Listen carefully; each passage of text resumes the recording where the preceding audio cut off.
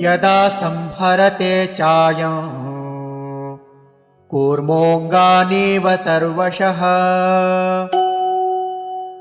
इन्द्रियाणीन्द्रियार्थेभ्यः तस्य प्रज्ञा प्रतिष्ठिता।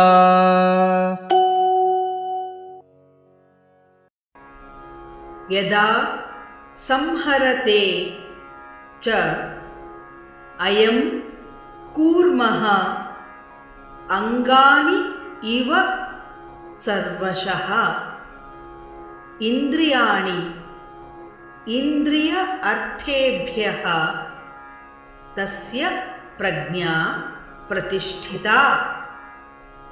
यदा संहरते चायं कूर्मोऽङ्गानीव सर्वशः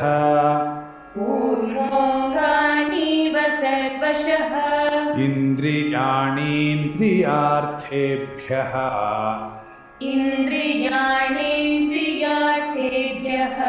तस्य प्रज्ञा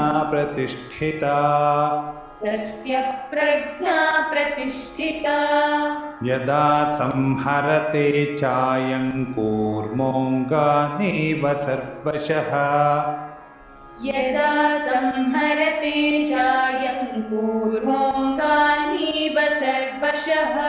इन्द्रियाणीन्द्रियार्थेभ्यस्तस्य प्रज्ञा प्रतिष्ठिता।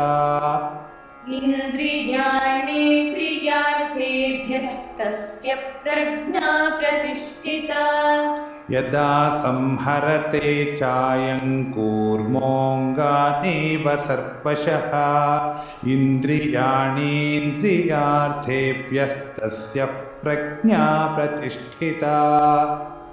यदा संहरते चायं कूर्मोऽङ्गानीव सर्वशः इन्द्रियाणीन्द्रियार्थेभ्यस्तस्य प्रज्ञा प्रतिष्ठिता।